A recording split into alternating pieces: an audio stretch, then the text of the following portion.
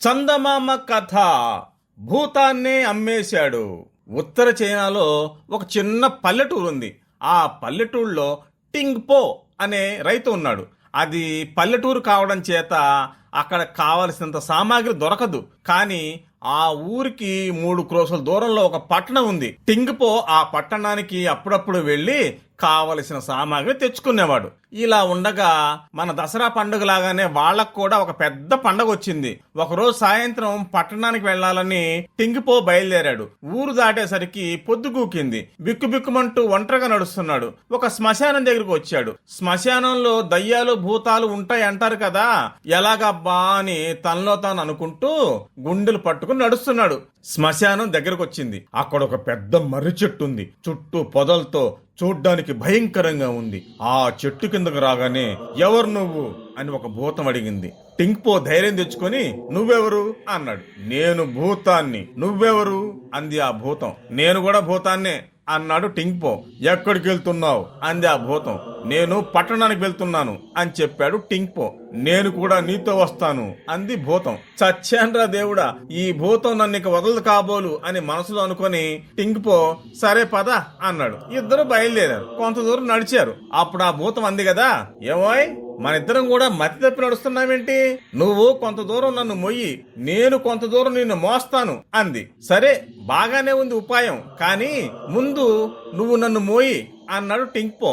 భూతం టింగ్పోని వీపు మీద ఎక్కించుకుంది. కొంత దూరం నడిచింది. చిన్న అనుమానం వేసింది. దయ్యాలు భూతాలు గాలిలో తేలిగ్గా ఉంటాయి. టింగ్పో బరువుగా ఉన్నాడు. ఏమాయ్ నువ్వు చాలా బరువుగా ఉన్నావే, నువ్వు నిజంగా భూతానివేనా లేక మనిషివా అంది భూతం. నిజంగా నేను భూతాన్నే, కొత్త భూతాన్ని కాదు, అందుకే బరువుగా ఉన్నాను, నడు నడు అన్నా టింగ్పో. ఇంకొంత దూరం పోయాక టింగ్పో వంతొచ్చింది. భూతాన్ని భుజం మీద ఎక్కించుకున్నాడు. కాని మోసినట్టే లేదు. గబగబా నడుస్తున్నాడు. ఇదేంటి, నువ్వు నడుస్తుంటే చప్పుడు అవుతుందేంటి?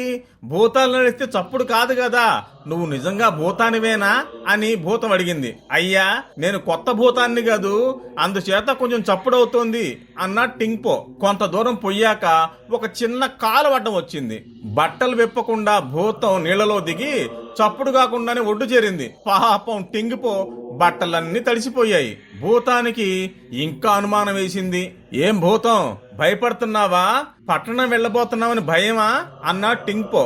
అబ్బే, మనుషులంటే మనకేం భయం, మనను చూసి మనుషులే భయపడతారు, వాళ్ళు మన తల మీద కొట్టకుండా చూసుకోవాలంతే అంది భూతం. ఇంతలో పట్నం దగ్గరకు వచ్చేసింది. టింగ్పో తన వీపు మీదన్న భూతాన్ని పడిపోతావు జాగ్రత్త అంటూ మెల్లమెల్లగా గట్టిగా పట్టుకుంటున్నాడు. ఎదురుగా పట్నం నుంచి కొందరు మనుషులు వస్తున్నారు. నన్ను త్వరగా దించు, మనం మాయమైపోదాం అంది భూతం. కానీ టింగ్పో ఇంకా గట్టిగా పట్టుకున్నాడు. భూతం గబాల కిందకు దూకి తన రూపు మార్చుకొని మేకలాగా మారిపోయింది. టింగ్పో వెంటనే ఆ మేక తల మీద కొట్టాడు. భూతం ఇంకా ఆ మేక రూపంలోనే ఉండిపోయింది. ఆ మేకని టింగ్పో తాడుతో కట్టి పట్నానికి తీసుకుపోయి బజార్లో 25 రూపాయలకు అమ్మేశాడు. ఇది కథ.